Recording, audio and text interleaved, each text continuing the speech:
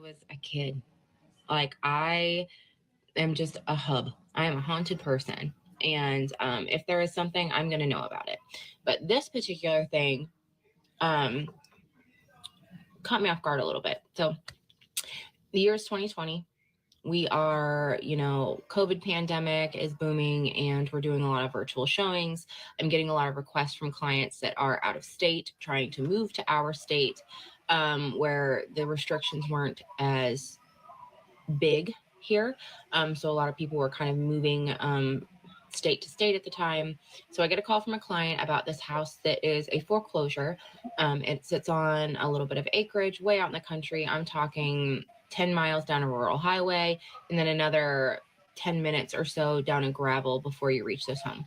So this client calls, says, hey, I'm interested in this house, 5 bedrooms, multiple bathrooms. It's in our price range. It's actually way below our price range. Can you do a video showing for us? So I say, absolutely, I can. I'd be happy to. So I make the appointment that day. I leave the office. I am driving out in the middle of nowhere. I get on the gravel road. I start recording as I drive up to the house. And when I pull up, I'm just like, wow, this is so beautiful. This place is gorgeous. I walk them all around the outside. And as I'm doing this showing, I'm really excited for this client. Obviously, I want them to get it, but I'm also kind of envisioning myself here. So I am taking them through the home. There's several smaller bedrooms, but the master suite is gigantic. The basement is like fully finished, and there's, room for like a playroom down there for my kids, and a workout room, and an office at home for me, and a workshop room for my husband in the basement. And there's plenty of room for us to build him a shop and to have a chicken coop. And so I go through and I'm doing this showing, putting my 100% into this video showing for this client. All the while in the back of my mind, I'm also picturing myself here. So I send this video to my client. I say, hey, here's the stuff. Let me know if you're interested. I'll write something up. And so a day goes by. Client finally reaches back out to me and he said, hey, Mandy, I'm thinking that this is probably a little too much work for us. It was definitely a fixer upper, needed some love, but the potential was there. So I'm like, that's totally fine. I get it. There's a couple other properties that I can show you. If you change your mind about this one, you just let me know. So I immediately, over the course of the next couple of days, I'm thinking about this house. I'm envisioning us there. My husband and I had been talking about moving ourselves because we were outgrowing the house we were in. We had just had a baby. We needed more space and interest rates were low. So my husband gets off work early one day, and this was probably about 3 days after the initial showing. And I had been doing nothing but thinking about this house. I dreamt about it. I thought about it at work. I pulled it up on my computer every chance I got. And so my husband gets off work early. He's at home. I said, hey, I'm gonna leave the office. I'm gonna pick you up. Let's go see this house.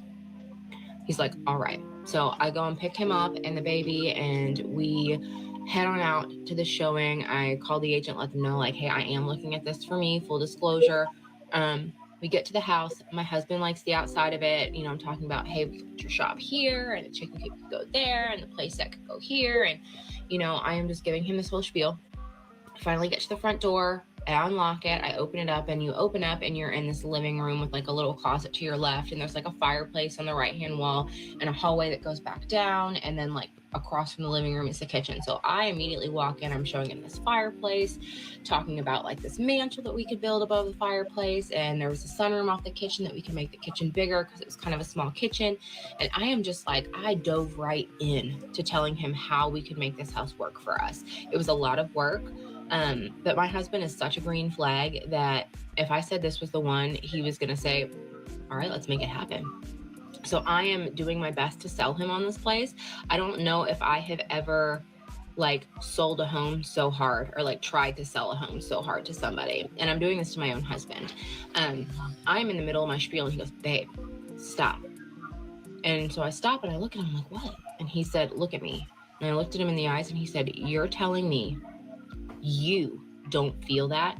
My husband, who doesn't really have like a spiritual bone in that way in his body, said, you don't feel that? And as soon as those words left his mouth, it was like a veil was lifted. I mean, there was pressure in my chest and I felt it. It was thick. It was malevolent. It was tangible in that home. whatever was in there had gotten inside my head so hard and masqueraded itself as like my dream home. And the second that he said that, I got full body chills. I mean, like I said, the air was thick, the pressure on my chest. I looked down the hallway and my heart fell into my butt because I knew that at the end of that hallway in that master bedroom, there was something that was not good. And so I picked up my baby's pumpkin seat off the living room floor. I walked out of that house as fast as I could. We locked the door, and we took off out of there. But if it had not been for my husband waking me up that day, I don't know what this video would look like. I don't know what resides in that home or what that was. But ever since then, the house was bought and flipped, and it sold, and then it sold again. So since then, it has been purchased and sold 2 or 3 times now. And now every time I go into a showing, I am a Christian, so I will pray for protection and I set my intentions before I walk in there. And it has done really well so far. But if you're a realtor out there and you are a spooky girl on any level, like, protect yourself, because I don't know what that was. And to this day, it terrifies me. Terrifies me to think what that could have been. And like I said, I was having dreams about this place, about me walking into this place and like living in this place. And just like I was seeing myself there. And even for like a week or 2 after that, I was still thinking about and dreaming about this home.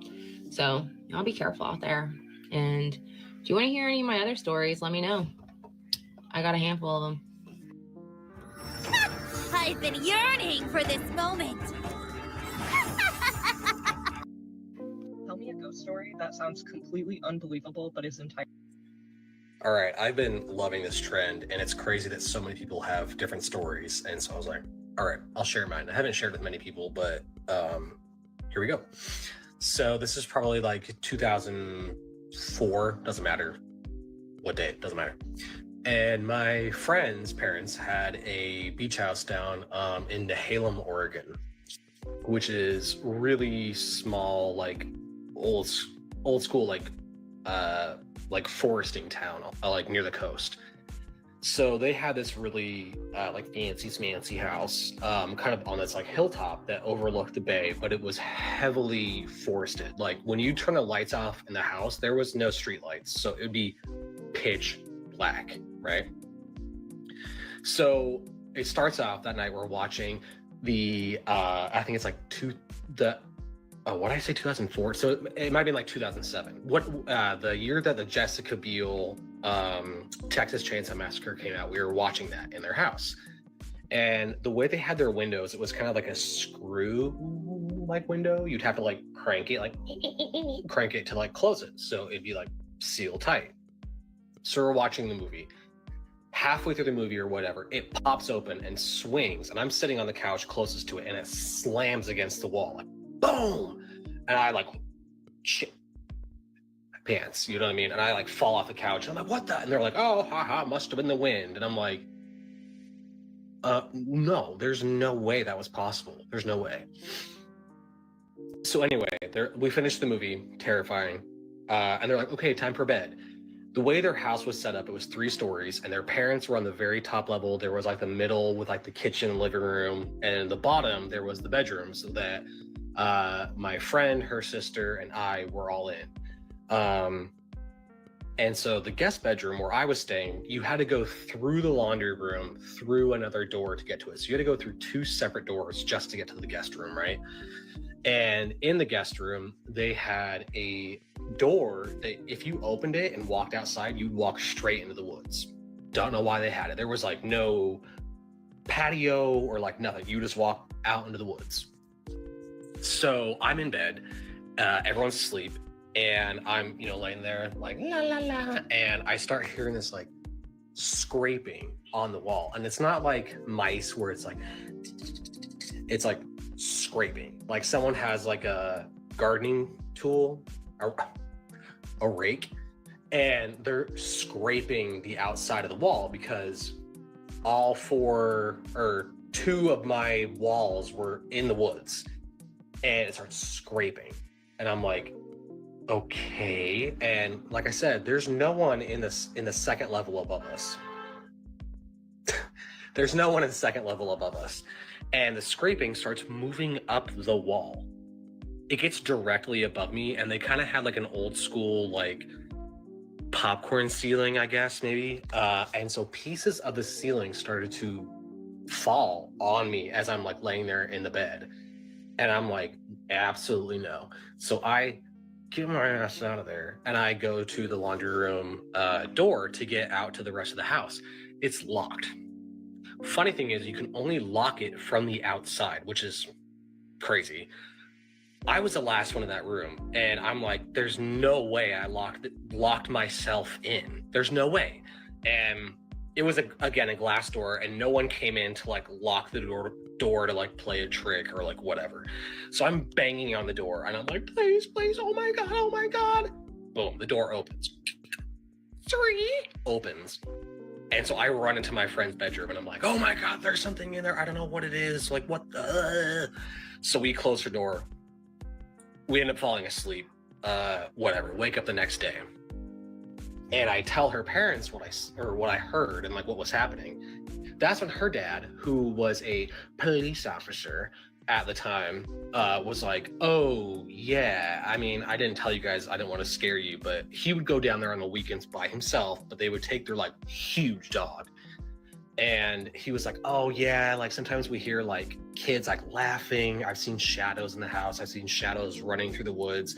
They had this like big window that you could look out into the woods. And he was like, oh, I would see like shadows like running through there. And I was like, huh? Like, what?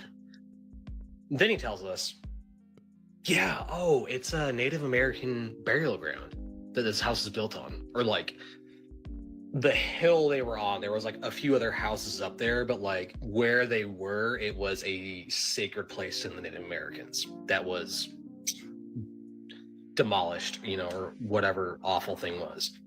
I'm like, oh, you could have told us that maybe before, and I would have never come. So we're still there for like another night, and we're down in my room in the guest room, and we're playing like a board game or something. I don't remember what we were doing, whichever. And her mom takes a picture, and back in these days, it was a digital camera, right? So she takes a picture of it, and you see the 3 of us, and we're like, ah, and then you can see there's like the glass door that goes out to the woods. There is a shadow figure in the door. And it's like, you can see its eyes, you can see its like mouth, like the nostrils, the head, and you can see its shoulders, and then it's just like black. And the way that we were like positioned, the way the lighting was, there's no way it could have been anyone in that room. No way, absolutely not. I wish I had a picture. It's been so long ago, I don't even know where it's at. Ooh, I'm getting like chills right now. And I never went back after that because it was like one of the scariest nights of my life. And then after that, them telling us all the information, I was like, yeah, I know I'm never going back. So I don't know if they still have that house. I think they do. I mean, I don't think the spirits were like disruptive or anything, but just creepy. It sends chills up my spine. So that's it. All right, bye. Oh, no, wait, I'm still... Tell me a ghost story that sounds completely unbelievable but is entirely true. Want to play League better, but don't want overcomplicated guides and tools? Join Porofessor. Okay, so this one really scares me. So, from a young age, I've always kind of known that there's other things in this world, you know. I've always been sensitive to things, and even now when I'm older, you know, I can sense when things are there, I hear things that aren't there. So, as a kid, I was bound to have seen or heard some shit, right? So, for context, I had an older cousin that used to live not far from my house, and we used to go visit her every now and then and her kids. And I was probably about 9 or 10 at the time. And so one night we go around, you know, just spend the night with her for a little bit. And I asked to go play on a computer in her room upstairs. just, I didn't want to sit and talk with the adults. I wanted to go play at Papa's Pizzeria or something in a room.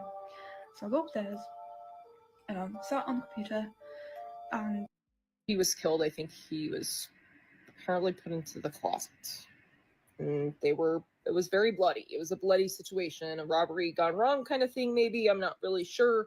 I've looked it up many, many times, and I maybe just don't know how to look up to see if my old apartment's haunted or not. But yeah, I moved out the next day. Like, I had nowhere to go. It did not matter. I was okay flying back to New York if that was the case.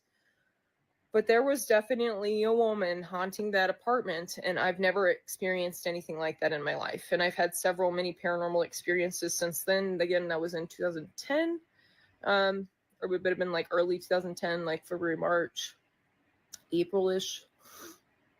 I've seen orbs since then. A couple years later, when I lived in New York City, and I was there for a bit longer. At this time, I was in Fort Lee Historic National Park at like 10 p.m. and I saw some orbs with my ex-boyfriend, and it freaked him out so much he never wanted to speak about it again. That was my first like shared paranormal experience. I have not had another shared paranormal experience since then, but I've had a mass of other paranormal experiences, including seeing my grandpa protecting me at a rest area in 2020. So, I've had a good, well-rounded group of experiences. And since, I started meditating in 2020, I've also had experiences during meditation. In 2022, when I lived in Oakland, I heard a man speaking full sentences during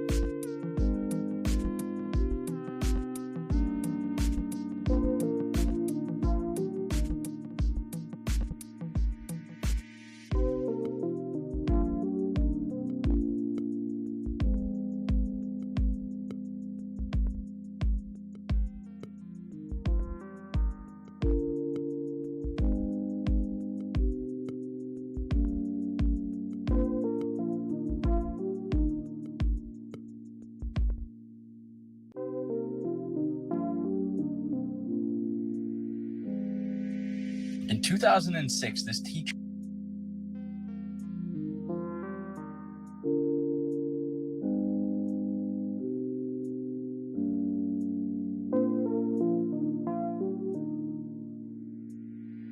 Samson Shelton strangled Ashley Reeves. She was only 17 years old at the time, and after strangling her, he left her for dead near Belleville, Illinois.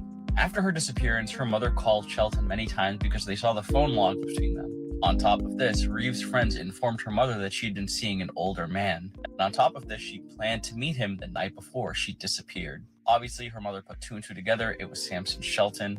Following receiving this information, investigators brought Shelton in for questioning. Despite denying so many times, he actually admitted that he had killed her, or believed he had killed her. Miraculously though, 30 hours later, Ashley Reeves was found alive in the woods. It's literally a miracle that she survived this. In terms of sentencing, they sentenced him to 20 years, however he served 17 and was released a few months ago in April 2024. I'm honestly surprised he didn't get life in prison for this. If they didn't find Ashley Reeves in the woods at the exact time they found her, she probably would have died. She was laying on the ground, breathing very slowly.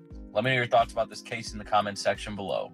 Let's talk about some of the craziest true crime documentaries that are coming out in October, because I think we're going to get some of the best of the year. The Menendez brothers are getting a documentary on Netflix where they're actually going to tell their own story. This is, of course, coming on the heels of the Netflix Ryan Murphy show about them, but in this one, they're actually interviewed. Also, I'm Kaylin, and I love giving recommendations if you want to follow along. And then 2 days later, we're actually getting a Scamanda documentary on Hulu. That's the story of how Amanda Riley scammed people out of hundreds of thousands of dollars by pretending to have cancer. It was originally a podcast, and so was Sweet Bobby, which is also getting a documentary this month. It follows one of the craziest catfishing stories I've ever heard, and you kind of just have to see it to believe it. And this one's kind of crazy, but there was a Chris Brown documentary kind of made in secret called A History of Violence. It's going to be on Hulu, and it was actually made by the people who made Quiet on Set earlier this year. And then in time for spooky season, Disney Plus is putting out Witches, The Truth Behind the Trials. It promises to tell a kind of unknown history about the witch trials starting back when they were taking place in Europe. And then the one I'm probably the most excited for is a Netflix doc called This Is the Zodiac Speaking. It's a 3-part docuseries that apparently really focuses in on one suspect in the Zodiac case. Which ones are you going to be watching this month? In June 1997, Billy Bob Harrow Jr. got extremely lucky. Let me explain. He became a multimillionaire overnight after winning the $31 million Texas lottery jackpot. This was amazing, especially since before he won this, his life was full of financial struggles, and he, his wife, and 3 children battled every day to make ends meet. So winning this changed the family's life. Billy quit his job and took the family on a trip to Hawaii and generously donated to his church and helped out friends and family. However, not everything was perfect. You see, Billy's newfound wealth led to a lot of his old friends and peers asking him for money and help on a daily basis. This forced Billy to change his phone number, and things just kept getting worse. His life began to slowly unravel, leading to him separating from his wife. On May 22nd, 1999, just shy of the 2-year anniversary of his big win, Billy Bob Harrow Jr. sadly ended his own life. Billy had expressed his unhappiness to a financial advisor shortly before his passing, and he said, "Winning the lottery is the worst thing that ever happened to me." This man's name is Paul Alexander, and he lived in the iron lung for 70 years. The reason he had to do this is because he contracted polio as a child. Now, living in the iron lung for 70 years is almost unimaginable because that is such a long time to be alive in this thing. But he didn't only do that. He also went on to become a lawyer in Dallas and Fort Worth. And he only recently passed this year at the age of 78, I believe. He graduated from the University of Texas in Austin. He went on to practice law for 30 years. He even had his own celebrations within his own iron lung. As you can see here, he's got balloons, TV, a nice setup. Polio made it so he couldn't even move his lungs. That's why he needed the iron lung. It creates negative air and cycles it back and forth so you can actually breathe. Without this, he would literally be dead. Polio has basically since been eradicated from the world. This is due to vaccines. However, there might be a resurgence because people are becoming anti-vax now. Get your kids vaccinated, what can I say? The most recent case of polio was July of 2022. This was the first case in 3 decades. Let me know what you think about Paul's story in the comment section below. As always, these videos are for informational purposes only. This is one of the most evil doctors in American history. His name was no joke Dr. Fear, and he worked in the children's ward of one of the worst mental asylums. It was called Pennhurst, and this is coming from a deep dive I just did on the Heart Starts Pounding podcast. Back in the day, a little boy named Robert Height was brought to Pennhurst. He had developmental delays and was going to be put under Dr. Fear's care, but his parents went to see him 2 weeks after they dropped him off at Pennhurst, and what they saw was horrifying. Robert was covered head to toe in cuts and bruises, and he had dried blood on the side of his face. He also didn't recognize his own mother, which they later found out was because of all the drugs that the doctors had given him. And this kind of treatment was what Dr. Fear was known for. He was known to ask other doctors what the most painful shot he could give someone was that wouldn't cause any damage, and then he would administer that shot to people he wanted to punish. And while he was a doctor there, he oversaw the entire children's ward, so he affected tons of children. It's hard to hear these stories from Pennhurst, but there's an important lesson there about disability rights and mental health care in the history of America. I cover that history as well as stories from actual people who were inside of Pennhurst on my podcast, Heart Starts Pounding. Give it a listen and let me know if you know of anyone that ever stayed at Pennhurst. A lot of those people are still alive. This is the most haunted Walmart in America. It's in Galveston, Texas, and it was actually built on the site of the former St. Mary's Orphan Asylum, which was destroyed in the hurricane of 1900. There's actually a historical marker right near the Walmart that describes the story of this place. When the storm hit Galveston in 1900, the nuns attempted to save as many kids as possible, tied the children's wrists together with a clothesline, and then tied the clothesline around the waists of the nuns. However, the hurricane hit harder than expected, and when people looked through the ruins of the orphanage afterwards, they found the bodies of all the children tied together, drowned, tied up to the nuns. Since this Walmart was built near the site of the original orphan asylum, many workers have claimed to have experienced paranormal activity inside. An employee at one point heard a girl crying for help, but when he looked for her, he couldn't find her. People have also reported seeing toys move by themselves in these aisles, and heard disembodied laughter. What do you think? Would you shop at this Walmart, or is it too spooky? CCTV showed some of the most shocking footage of an XL bully I've ever seen. In a matter of days, a child would be dead. In November 2021, Jack Liss asked his mum, Emma, if he could go out to play. The 10-year-old should have been safe going to the local skate park. Unfortunately, he made a detour that would cost him his life. Not long after, Emma got a knock on the door that would change her life forever. Sirens could be heard in the background as Emma came to the horrific realization that her son had been attacked. As paramedics rushed to the scene, the local community was stunned. An XL bully named Beast had attacked the young boy, and soon Emma got the horrific news that Jack had not survived. Police then had the difficult job of finding out who was responsible and pursuing justice for Jack and his family. But Jack wouldn't be the only victim of this controversial breed. Hear Emma's heartbreaking story in her own words, and listen to other shocking cases on Crimes That Shook Britain, Mondays at 9 on the Crime and Investigation channel, or stream now on Crime and Investigation Play. I'll pop a link in my bio for more on Crimes That Shook Britain. Have you ever heard of the Boy Lover Network?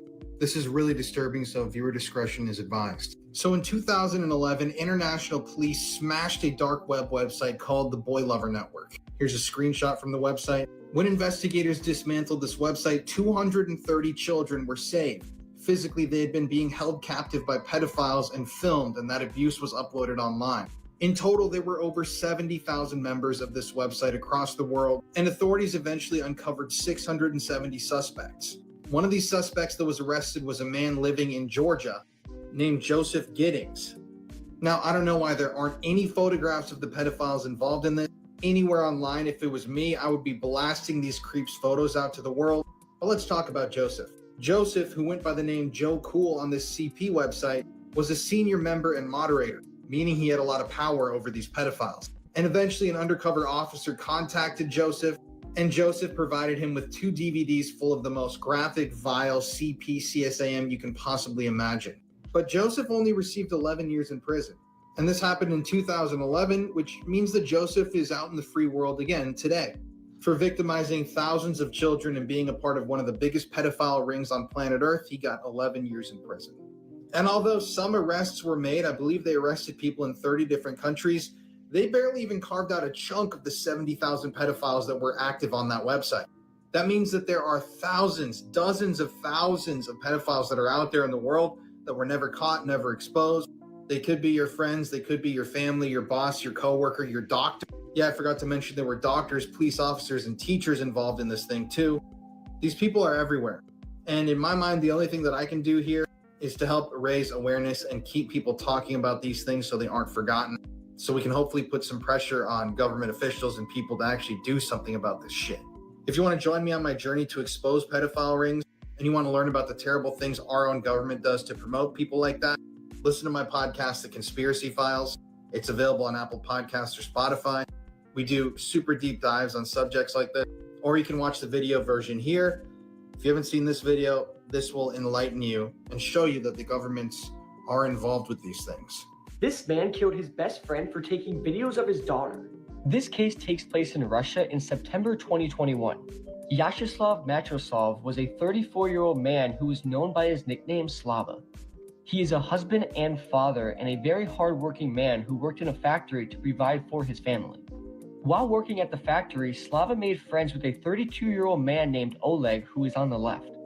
The two became close and would often go out and get drinks together. Slava trusted Oleg a lot and considered him to be his best friend. When Slava and his wife needed someone to watch their children, Oleg would be there to help whenever. However, the trust Oleg grew with Slava was for a very unsettling reason. He built up the trust so he can get access to Slava's daughter, who was just 6 at the time. For a couple of years, if Slava and his wife needed someone to watch their kids, they would enlist Oleg every time, who was always happy to help his best friend.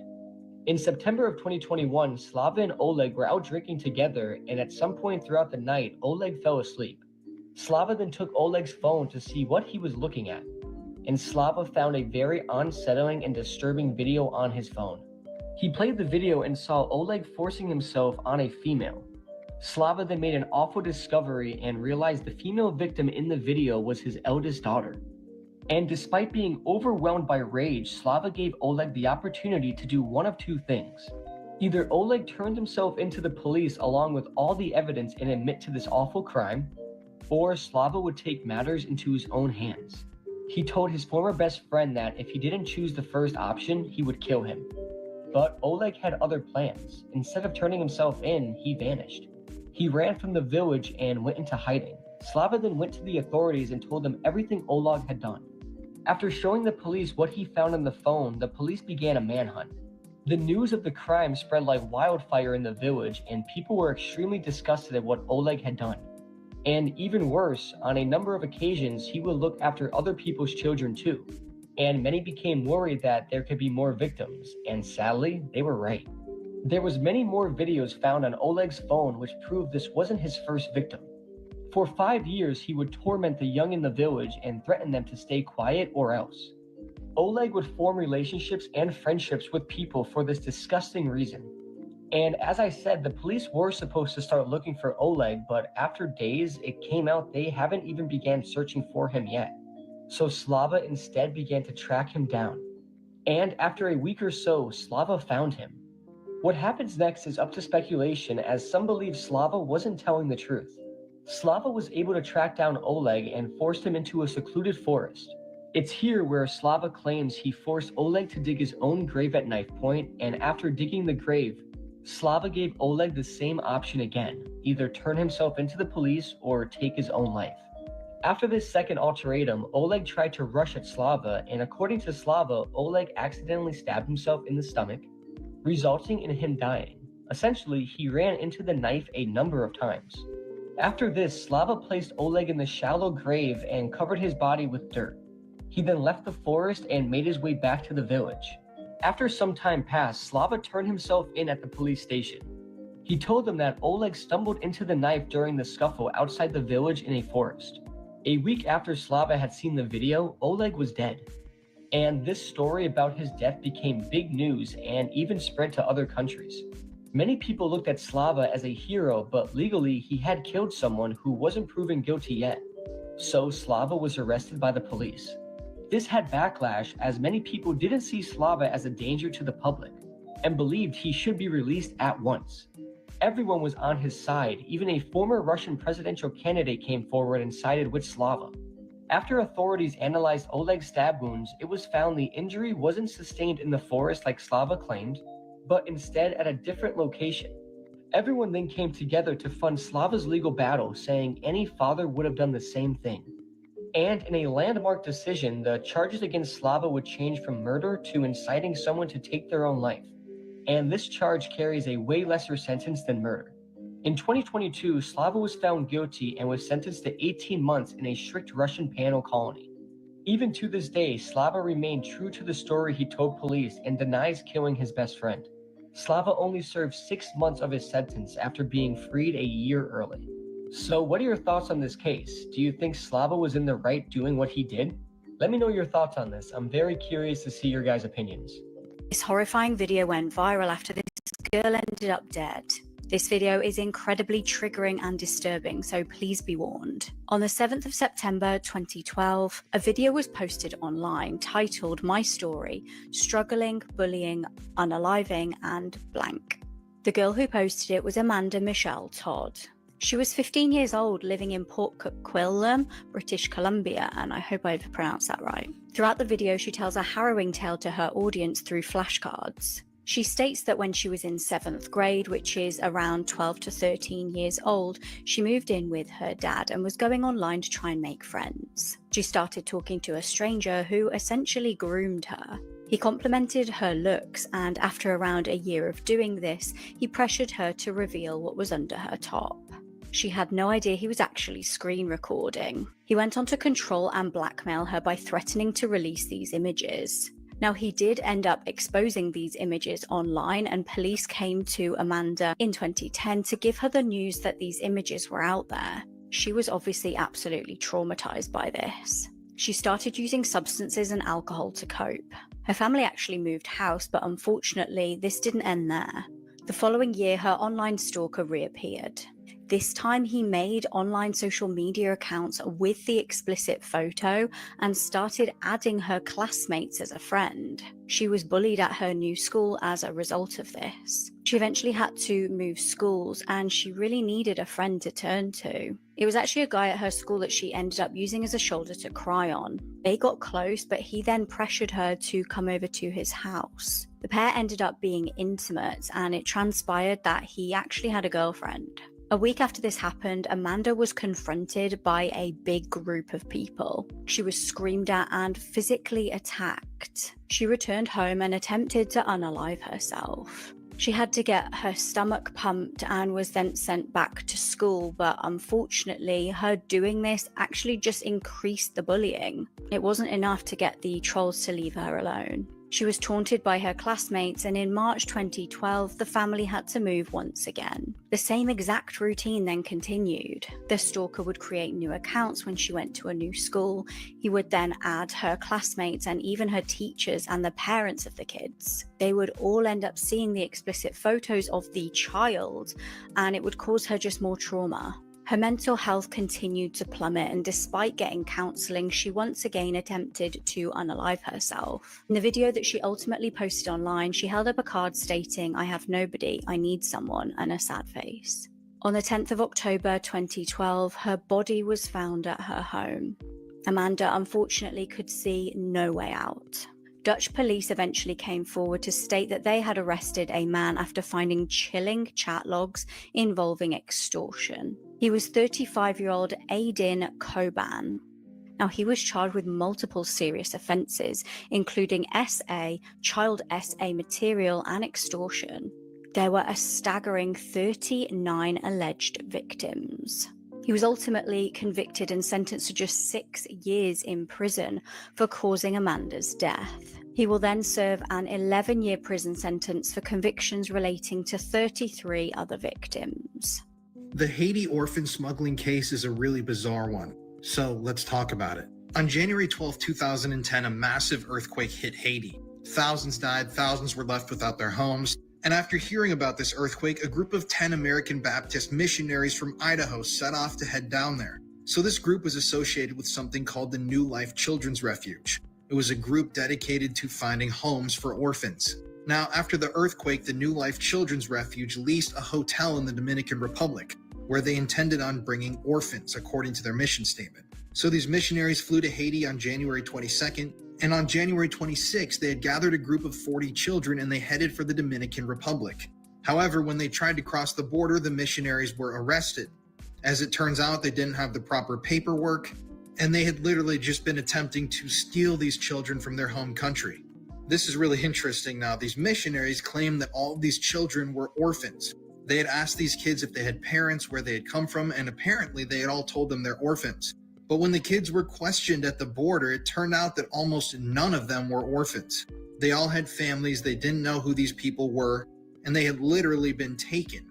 According to these children's parents and relatives, the missionaries had told them that after the earthquake relief efforts were through, they could come back and get their kids and bring them home. However, WikiLeaks leaked some documents relating to this, which clearly showed that the missionaries' mission statement was adoption. So they were planning on giving these kids away or rehoming them. But here's where things get incredibly weird. So in the days following the group's arrest, a man named Jorge Puello came forward and stated he was representing some of the missionaries. Jorge claimed that he was a lawyer, but it was later found out he's not a lawyer. And Jorge later admitted that at the time he was being questioned and investigated for participating in sex trafficking in El Salvador. He was also wanted for smuggling people across the US-Canadian border. Eventually, Jorge served time in Canada and the United States, and it's still really unclear what his whole deal with these missionaries was. So this is already bizarre, right? Like, what were these missionaries doing? They were trying to literally kidnap these children out of the country. They told the parents that they were going to bring them back, but clearly they stated they wanted to have them adopted. They lied about certain things. They lied about the kids being orphans, and they clearly just weren't being truthful. Well, things got even weirder when Bill Clinton inserted himself into the case. With everything going on at the time, he stated that they needed to find a solution to this quickly, because all those missionaries had been charged with kidnapping. Keep in mind, they had attempted to, according to the law, kidnap 33 children. Now, eventually, most of these people were freed and sent back to the United States, never served any time for any of this weird behavior. One woman named Laura Silsby got 6 months in prison there, but she was found guilty, sentenced to her time that had already been served, and she was let go. This is a really weird case. What do you guys think about all this? I know WikiLeaks inserted itself and leaked some documents because they believed that there was something weird going on here, but I just don't really know what it is, and I only like to make assertions if I have evidence. I am curious to hear your thoughts, though, in the comment section, because this is just really a strange story. Imagine your brother-in-law dying under suspicious circumstances, but you can't trust the police to investigate. The victim's family are rich, powerful, and virtually run the entire island. You have no choice but to turn to a former NYPD detective who is now working as a private investigator. The key to most murder cases is the motive, but finding it won't be that simple. Killer Heat is a brand new red-hot thriller out now on Prime Video. Joseph Gordon-Levitt stars as private investigator Nick Barley. He ends up entwined in a world of deceit, lies, and mystery. But will he be able to uncover the truth, or will he be left to face his own mistakes and dark past? Now streaming on Prime Video. However, coined the phrase, "You can't make this stuff up," might have known the story of real-life boogeyman, Albert Fish. A slight, elderly man with grey hair, no one suspected the kindly single father of being sadistic child murderer and cannibal. This man was going to plant flowers and grow food with this man's body. On December 24th, 2019 in Michigan, a 25-year-old man named Kevin Bacon was talking to another man on the dating app Grindr. Kevin was a hairdresser and was going through tough times in his life. He was trying to save money to move somewhere else so he can get a fresh start. Kevin told his roommate that he found someone on Grindr and that he was going out for the night. The doorbell camera shows him leaving around 5 p.m. and sadly, this was the last time he was ever seen. The next day was Christmas and Kevin had planned to have breakfast with his entire family, but concerns started to grow when he didn't show up. After he missed the breakfast, his family called his cell phone, but there was no answer. They then went to his apartment, but Kevin was nowhere to be found, and fearing the worst, his father called the police to report him missing. Friends, family, and police searched neighboring towns, forest areas, and farmlands. For 3 days, the group searched for Kevin in hopes of finding him alive or clues on where he could be. They then found Kevin's car parked outside of a store, and inside the car was his phone, wallet, and some of his clothes. The police checked his phone and found messages with Kevin and another man, and it was the man he met on Christmas Eve. The police used this information, which led them to a house where a 51-year-old man named Mark Latunsky lived. And on the 28th of December, the police knocked on the door and conducted a search of the whole property. Mark invited the police in and was wearing no shirt and only a brown leather kilt. The police then went around the house and made their way into the basement where they found a secret room. And inside this room, they made a truly horrifying discovery. Mark had strung up Kevin by his ankles with rope, and chunks of flesh were missing from his body. Kevin had a stab wound on the back of his neck and his throat had been slashed. And also, Kevin's testicles were missing, and Mark used a knife to remove them and then deep fried them and ate them. After finding Kevin in this awful state, Mark was arrested and then he told the police his version of what happened. He told them the two of them met on December 24th after talking on Grindr. They agreed to meet in a parking lot, the same place Kevin's car was found. He then said that they agreed to act out a fantasy Kevin wanted to try. Kevin stripped naked and put on a blindfold, ankle restraints, and wrist restraints. They then went back to Mark's house where they had consensual sex, and after, Mark claimed that Kevin told him he wanted to end his own life. Mark then claimed that they agreed he would assist in killing Kevin, under the condition that Kevin's body would be used for a purpose. Mark said he used the knife to stab Kevin in the back of the neck and then took him to the secret room and strung him up with rope. He then opened up a trap door underneath where Kevin was hanging from and slit his throat.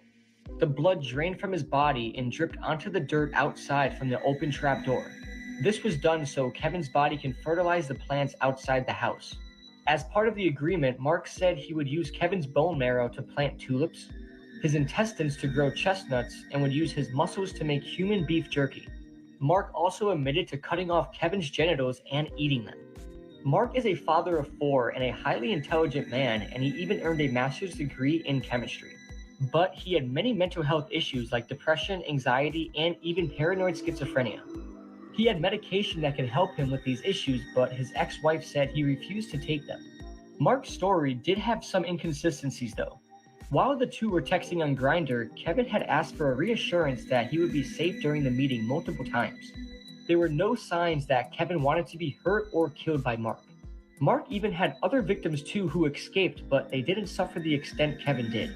Mark's husband of 3 years, Jamie Arnold, told the media he had no idea of Mark's mental health issues until July 2019.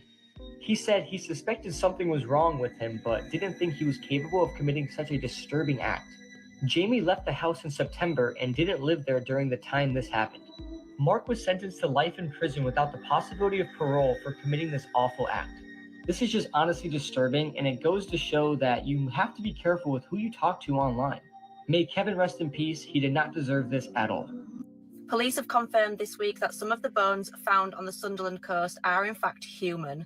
This could be someone's loved one, and police are now working to identify who this person is. If you hadn't heard about this yet, there were various reports that came in throughout February and March of body parts or bones being found at multiple locations in Sunderland, including Marine Walk near Taroka Beach and Queen's Parade in Seaburn. Some of the bones were quickly identified as being that of a baby seal, but other bones have been confirmed as being human.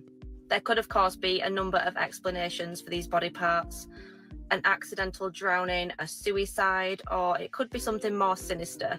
There were reports that I read of some of the body parts being found wrapped in plastic, which leads me to believe that it is something more sinister, but these reports have not been confirmed. I'll keep an eye out for any developments on this case, and I really hope they can identify this person so that they can be properly laid to rest. I seen this video. It was a ghost call or whatever. So this police dispatcher received a call from a funeral home, but it was closed. And this happened at 3:28 a.m. by the way. I'm gonna let you guys hear the call and stuff, and let me see what you guys hear. I hate hearing things, bro. It respects the cops, bro, because I feel like cops be seeing some and they can't say anything. Hello, 911, this is Erica. How can I help you? Hello?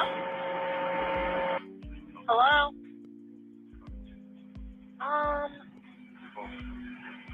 Hello?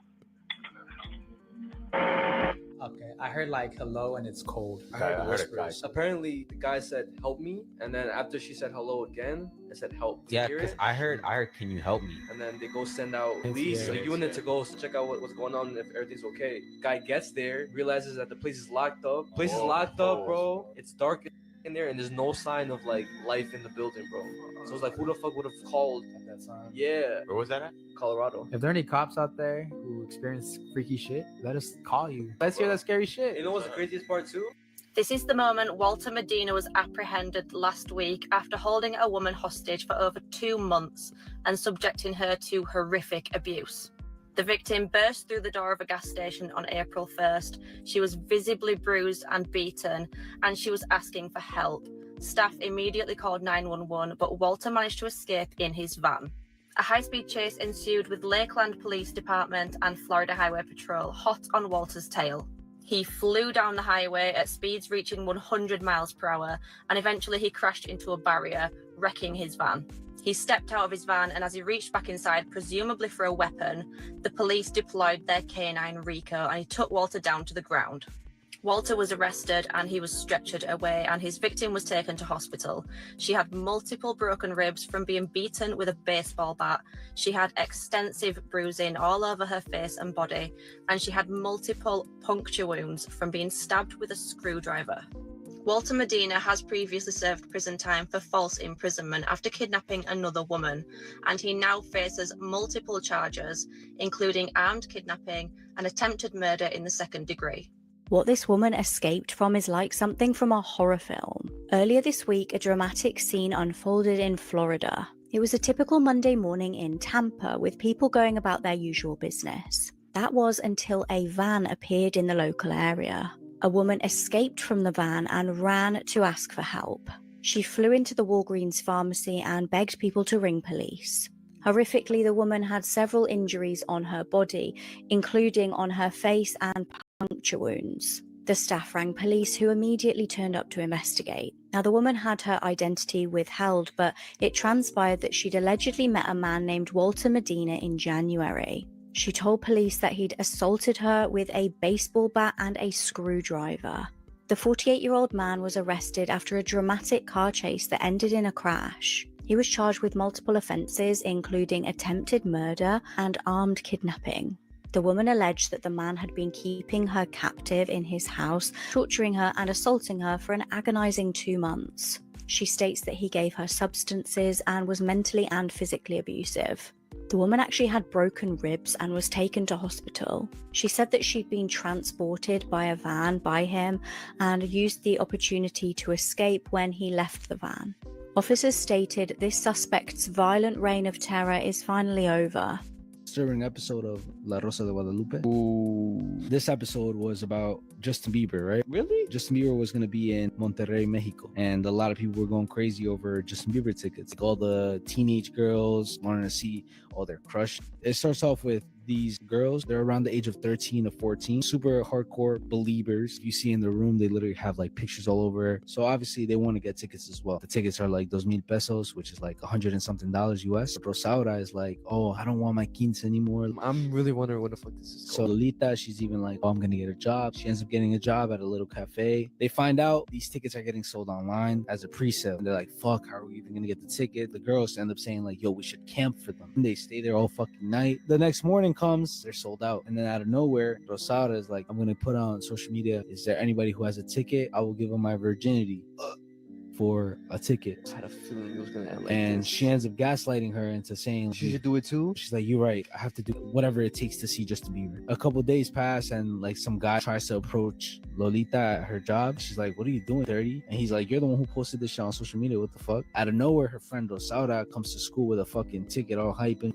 Another girl that has a ticket as well is like, let me see your ticket. They compare it to each other. Your ticket kind of looks off. They go to like the booth and shit to make sure if it's real or not. They scan it and it's like, nah, like this ticket doesn't work. It's fake. She goes to the guy. This woman from Cheshire killed her boyfriend by running him over with her car. It was spring 2022 and philosophy student Alice Wood was dating Ryan Watson. Ryan was just 24 years old and was working as a support worker for the brain injury charity Headway. The pair were living together in Road Heath and had recently bought a home together. It was around 11:30 p.m. on the 6th of May when the pair were attending a party in Stoke-on-Trent. They'd both been drinking and tension was growing throughout the night. Witnesses reported that Ryan had been getting on quite well with another female at the party and Alice wasn't happy. Alice accused Ryan of flirting with the other female, and the pair started arguing about who should drive home. It's reported that Alice then drove the pair about 15 minutes back to their home in Oak Street in Road Heath. Neighbours then reported hearing shouting, slamming of doors, and the revving of a car. When Ryan was out of the vehicle, Alice used the car as a weapon and launched the vehicle at him. She intentionally drove at him 3 times. On the 3rd attempt, she did hit him with the vehicle and dragged him over 150 meters along the road. She then decided to stop the car and pretended to neighbors that it was an accident. She asked the neighbor to ring the ambulance for them. Ryan's cause of death was determined to be crush asphyxiation.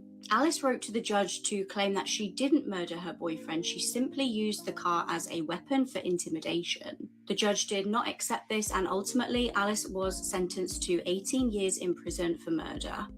Martin Weiss is another Nickelodeon pedophile that they don't want you talking about. And he defended pedophilia allegations against him by claiming that his 11-year-old victim wanted it. This is Martin Weiss. He's a former Hollywood talent agent and a pedophile. Back in 2011, one of Martin Weiss's former clients, an 18-year-old actor turned musician, reported him to the police.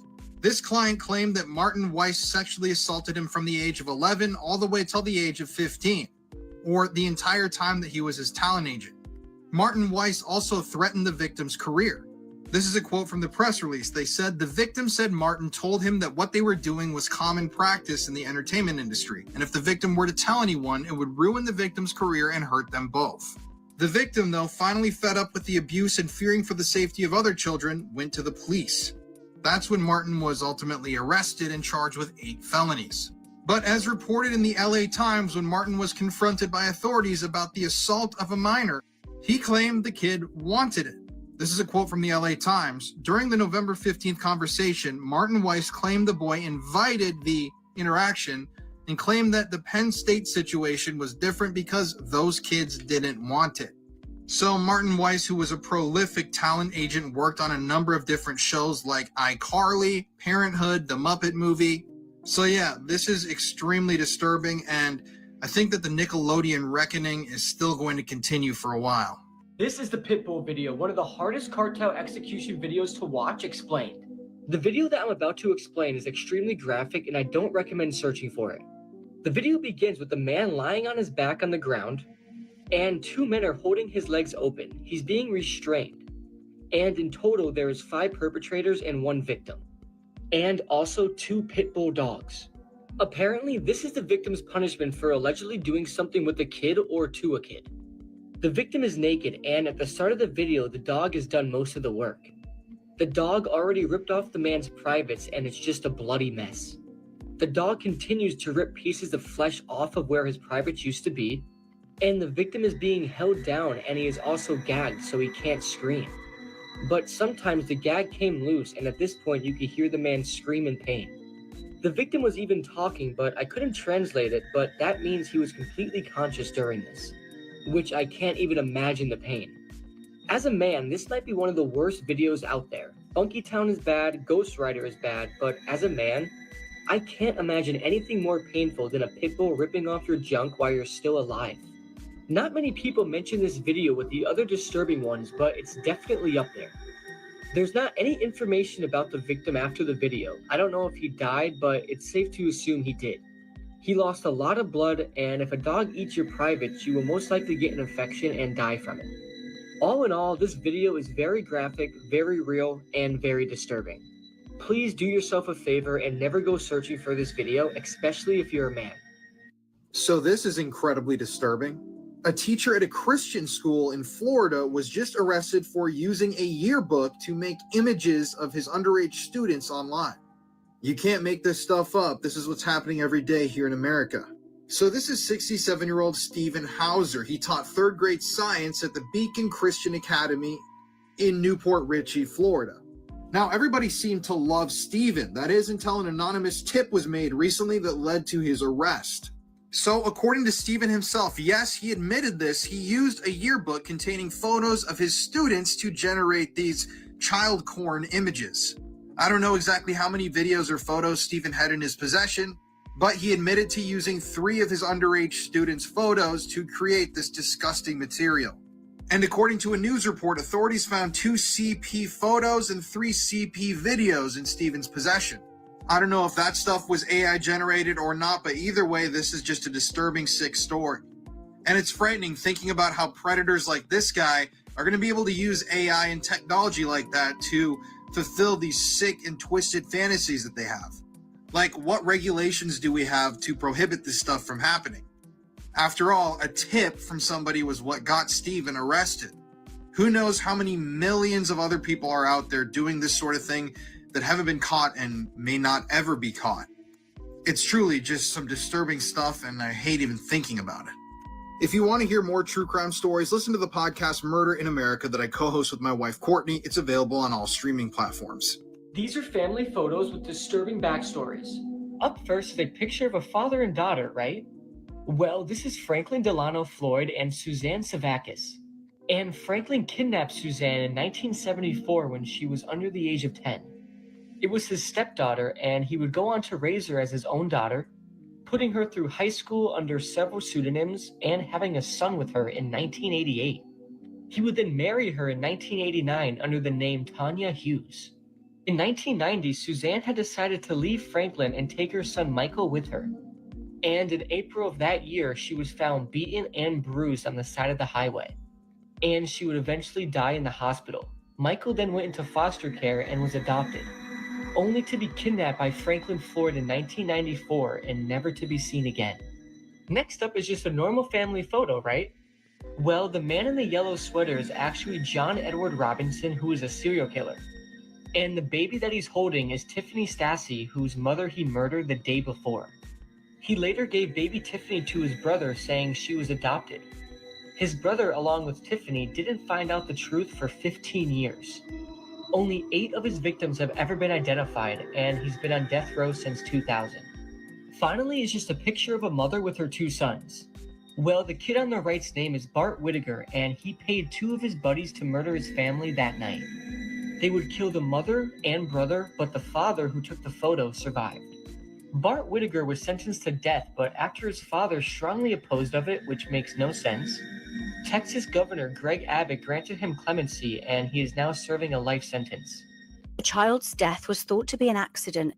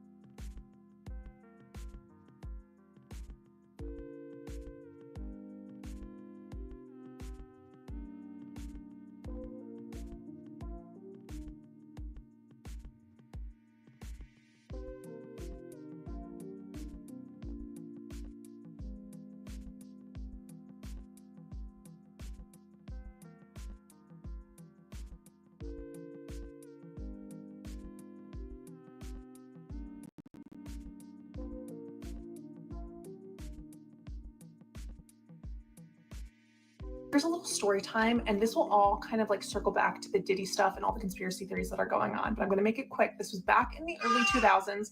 I was just a little kid. Like, I was probably not a little kid, but I was probably like 13, 14. Okay, at the time I was in upstate New York. I was at my family member's dress store. They owned like a wedding dress store in a mall. And a woman comes in, and we're not really thinking much of it. I'm kind of like chilling with my cousin and we're hanging out. This woman comes in, she starts talking about a man. I'm gonna name it's a celebrity. He was very beloved at the time. She starts talking about him. We're a little creeped out by her because she's telling us a lot of personal information and we didn't ask for any of it. She starts saying that this man did a lot of bad things to her, that he drugged her, that he did other things to her. Kind of just started ignoring her because I thought she was crazy. If I'm being honest, I was 12, 13 years old. I'm like, why is this adult woman telling me these things? This is so strange, and it's kind of out of nowhere. Well, this is why you have to believe people who sometimes seem a little off or a little crazy. You might not believe them in the moment, but that celebrity man was Bill Cosby. And at the time, we didn't know anything about Bill Cosby. I'm sure there were rumors in Hollywood. I'm sure there were people talking, but us normal people, we knew nothing about Bill Cosby. We just thought he was beloved, Dr. Huxtable, like, we loved him. This woman seemed crazy, and she was telling the truth, because how many years later did we find out that man was doing awful things to women? Now, come to find out, the beloved P. Diddy, who got the key to New York, who ran the marathon, who was on TRL when we were growing up almost every week. All of the rumors that started seeping to the surface, all were true. Anyway, that story came to mind the other day when all of this Diddy stuff was going on, and I was like, I've never shared that on here. I was invited to a secret A-list celebrities party. There were things that happened at this party that were so dark and so terrible that I have been afraid to talk about it until now. This goes back to almost 7 years ago when I was living in Los Angeles. I was a struggling actress. I was working as a dancer at a club. At this club, we would get a lot of clients that were high profile, especially in the music industry. On one particular evening, we had this very high profile client come in and request a VIP room. I knew that this celebrity had a preference for Latino women, so when he requested a VIP room and actually requested me, I was quite surprised. And I went to do this VIP with a friend of mine that I worked with, did our job, did our thing, and at the end, he gave us a business card with his assistant's name and phone number and told us to call that number if we wanted to party after work that night. I was so not down for this, but the friend that I had done the VIP with told me that she's gone to one of his parties before and that he lives in the Hollywood Hills, has a really cool house. I was really apprehensive on going, but the night was really slow at the club that evening, so we actually ended up leaving early. I was not much of a party person or a drinker, so I was completely out of my element. I was literally there just for the bag. The party at this guy's house was not big or anything. I would say that there were probably less than 30 people in attendance, smoking and doing things that you can imagine are happening at celebrity parties. But one thing I couldn't help but notice is that amongst the people were some very, very young looking girls. At one point I look at my friend and I tell her, hey, don't some of these people look like way too young? That is when my friend told me that the assistant at the club wasn't the A-list celebrity's assistant. This guy is a recruiter. Basically what this person does is goes to parties, goes to clubs, finds girls in a certain age range. That these young girls were being recruited to go to these parties, not to just hang out, but to engage in other unlawful things. This is actually not something completely uncommon in Los Angeles. In fact, this is something that happens a lot. I was completely dumbfounded and disgusted. I ended up leaving that night and never looking back on the whole entire situation until years later, I saw in a tabloid an accusation being made against this very celebrity of doing exactly what I just told you guys. Years ago, I was Tobey Maguire's personal assistant, and for this one story, I'm going to break my NDA.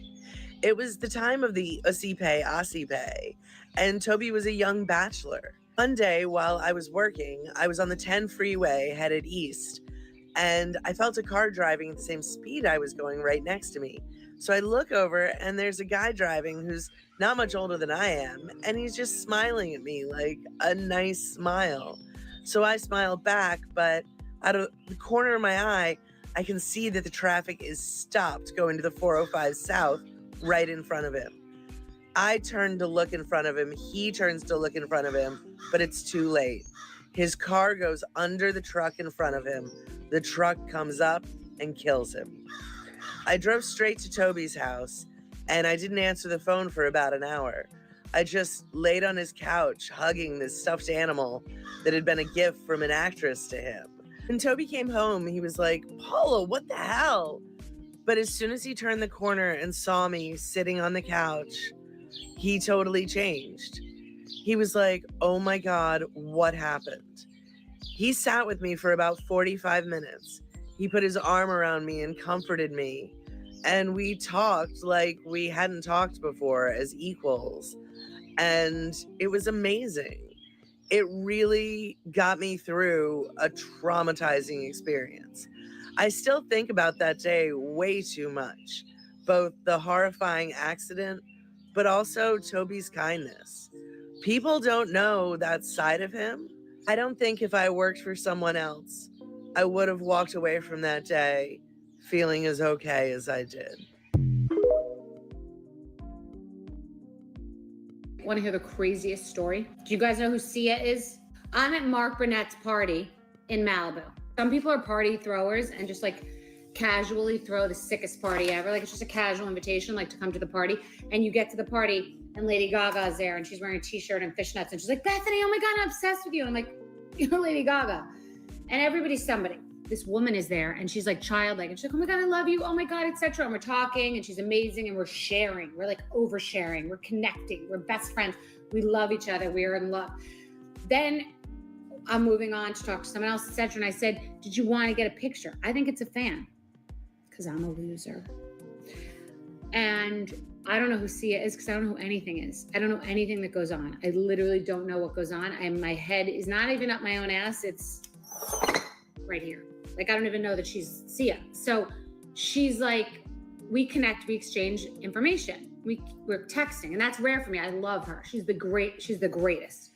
So we're texting, and the next week I'm coming back to LA. I was going a lot for work, and she's like, "Why don't you come stay with me?" I end up at her house, and we're hanging out, and she's got a great house. I'm not gonna say anything about it because I don't know what's private and what's not, but we're talking, and it's like very cool. And we're sitting by her pool, and I'm like, "Do you have any music?"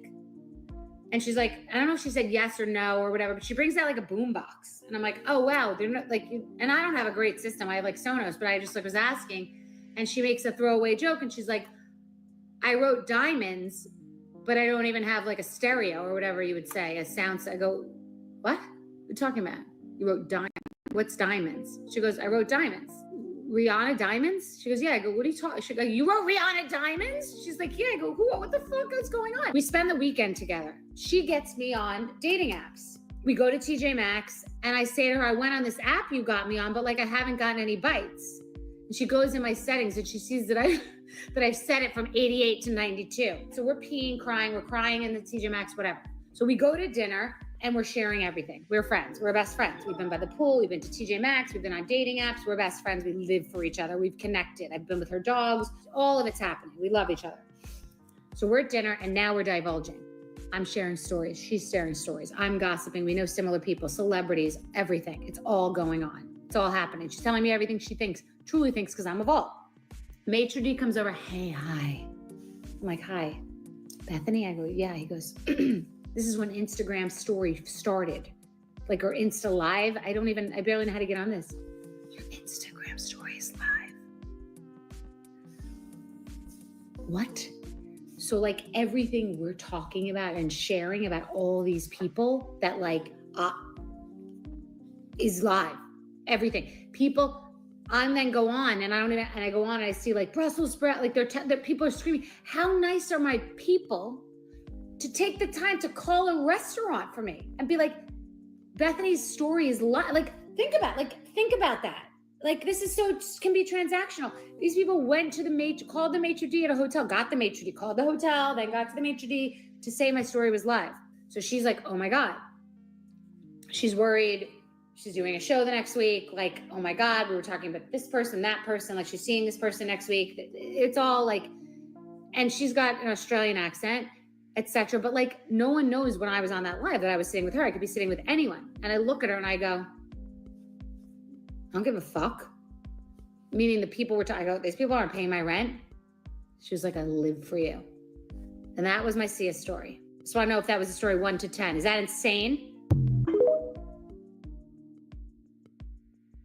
Has anybody ever said hello to a celebrity and then immediately regretted it because of how they treated you afterwards? Because I have a story like that. But before I tell the story, I need everyone to promise me that you will not send hate to this person, because I made a video that was similar to this, talking about my experience with Flo from Progressive, and it went viral, and a lot of people sent her a lot of hate, and I truly, truly, truly do not want to do that. All right, so here we go. So I used to work at this little cafe as a bartender years ago, but I saw this actor walk in, and he was like this indie actor. He's a little bit bigger now. He walked in and I immediately recognized him from several movies. And I was a little starstruck because I, one, kind of had a low-key crush on him, but then also I just thought to myself, like, I really respected the guy and I liked his work.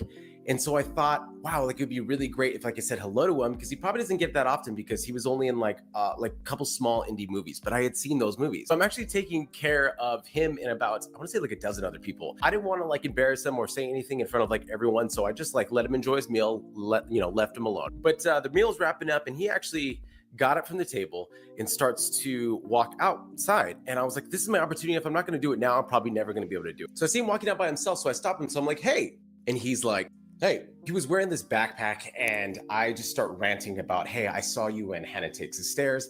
I saw you in Hump Day. I think you're so talented. I like the work that you choose to be in. I think you're so natural. I just love watching you on screen. I just wanted to tell you that. And the whole time he's just looking at me, holding his hands on his backpack, looking very disinterested. After I'd said all these compliments to him, he just looked at me and said, okay. I was kind of shocked and I just didn't know what to say. So I was like, I guess that's it. That mother rolled his eyes and just walked away. I was mortified and I immediately regretted saying hello to him. And you know what? The guy doesn't owe me anything. There's a bunch of reasons why he could have done that to me. He could have been having a bad day. I have absolutely no idea. But Mark, if you're out there, I hope you're having a better day. And I'm still a fan and I wish you all the best. It just broke my heart and made me feel really small. Okay, I'm stuck at the airport because I lost my passport, so I figured now would be a good time to expose the truth about LA. I went there for work, like influencer type work, and it was borderline horrifying. So yeah, I would love to tell you guys some of the most fucked shit I've ever heard. Some of the most famous people that you know on planet Earth say. One of the most famous people that I met in my entire trip, I heard them say that mental illness is for the weak. My manager, who was very well connected, who brought me out there, as soon as I didn't have sex with him, he let me go and told me to go find my own work. Like literally just asked him to please not sleep in my bed. And then all of a sudden it was, fuck you stupid bitch, you're on your own. One of the most famous song managers in LA for like literally the top artists said that I should shut the fuck up in all my TikToks because nobody wants to see a woman talk, and that I would do a lot better if I just got naked on my TikToks and just shut the fuck up. Besides the fact that my most popular videos are of me talking. Another famous guy said that the line between fucking a girl and a girl is just too tough to distinguish these days. And then proceeded to say that if you'd had sex with a girl once, then it's her fault if she says no again because it's too confusing for the man for her to retract her consent the second time. And if you had sex once, then you automatically deserve to have sex with her again. What the fuck? I got told I was disgusting for drinking tap water. Tap water? I got fun of for putting on Deftones, like at an appropriate time. I wasn't like throwing it on at like a raging party. Also got made fun of for putting on Shape of Your Heart by Sting, which is like the sample from Lucid Dreams by Juice WRLD. They're like, oh, like, do you not know the original like by Juice WRLD? And I was like, this is the original. Like I like both. I just like the original sample too. And they're like, oh, this is like so gay. Like put on Lucid Dreams by Juice WRLD. Okay, no problem. You don't have to be so mean. Everyone just always talks about LA having this like sinister kind of like evil vibe, and like I really didn't believe it until I got there. And then maybe it was the group I was surrounded by, but I'm being honest with you, I was around like the elite top people in LA. So if that's the top, then like that's terrifying. Went there for work, like influencer type work, and it was borderline horrifying. See, I've been telling y'all. So many of these LA influencers are fucking weirdos. Obviously, not all of them. Hi, I'm Nessa. I've been doing social media for 10 plus years. My main platform is YouTube, but she a TikToker now. In the video I stitched, she mentioned how somebody told her that mental illness was for the weak. Y'all wanna know what the fuck my ex-manager did to me? Him and all of his clients were going around telling people in the industry that I had schizophrenia and I was violent. Girl, violent where? Yeah, I got a big mouth, but like, nor do I have schizophrenia. And if that is something that you deal with, that's nothing to be ashamed about. For years, I wondered, why did that happen? Like, what did I actually do to that manager for him to hate me? And then I remember that night at Playlist. I remember that invite to the hotel room from my drunk manager and me not wanting to go. Things got kind of weird after that. Could that be it? I don't know if you guys have ever heard stories about people getting their follower count checked at the door. That is a real fucking thing. There have been times I've gone to parties and they have asked me to show my Instagram. And of course, like there were some people in my group that didn't have a ton of followers because I'm not only friends with influencers. And the guy at the door said, nah, y'all can't come in, but do you still want to come in? No. You would think everybody's like that, right? Like, I'm not gonna leave my friends. Oh, I've seen it happen. Oh, I'll see you guys later. Sorry, just get an Uber. It was genuinely super hard to make friends out there because so many people's morals are just non-existent. No, but like, why were so many of the like big beauty gurus that portray themselves as so nice online like the biggest bitches? Like talk behind your back, might sleep with your man, don't care type. Then you go to their YouTube channel and they're just super sweet and so nice in their vlogs. It was actually very scary. A lot of you guys should pursue acting because the fact that you were just two completely different people, bravo. Because bitch, you could have fooled me if I wouldn't have seen it with my own two eyes. Let me tell you about the time I almost got sued by someone. I went out to LA and I was gonna collaborate with a big YouTuber that I was a huge fan of. So while I was there, she actually ghosted me. And in my vlog, I talked about how I was super disappointed that this person just completely like blew me off. And this person that I was a fucking fan of told me that their dad was a lawyer and they threatened to sue me if I didn't take the video down immediately. And they were very aggressive about it. Bitch, the way I cried. I think I was like 18. There was a time when a bunch of my followers and another YouTuber's followers were telling us to collaborate with each other. So this influencer flew out to Arizona, because that's where I lived at the time, to link up with me. And then we were gonna actually travel to LA together to film a bunch of content. Please keep in mind, there was no flirting, like none of that going on. I completely went into this with like a business mindset, like this is a collaboration. All of our interactions we had online, as well as the ones we had in Arizona while they stayed at my apartment, were just completely friendly. And the next day we went to LA. This man offered to pay for the Airbnb. I was insisting on paying, like, I'm gonna PayPal you, I don't care. And they said, no, like, don't worry about it. I got it. They sent me the link to the place. It was this huge house in Studio City. Bitch, when we got there, he only rented one room with one bed. But in that bedroom, there was also like a really long couch. So I'm thinking, oh, he's probably gonna give me the bed. He's gonna sleep on the couch. Bitch, when it came to going to sleep, the friendliness went out the fucking window. This man told me if I didn't get in the bed and sleep with him, next to him, under the covers with him, I wasn't getting no blankets or sheets or pillows that night. At first, I thought he was joking, like, oh, ha ha ha, like, just give them to me. No, he was dead ass. Like with a straight face, he told me, get in the bed or you're not getting sheets. This man starts yelling at me. So of course I run outside and I'm crying bitch in the backyard. Ended up leaving the next morning, of course, and I never talked to him again. And this guy is still very popular in the basketball community on YouTube. I still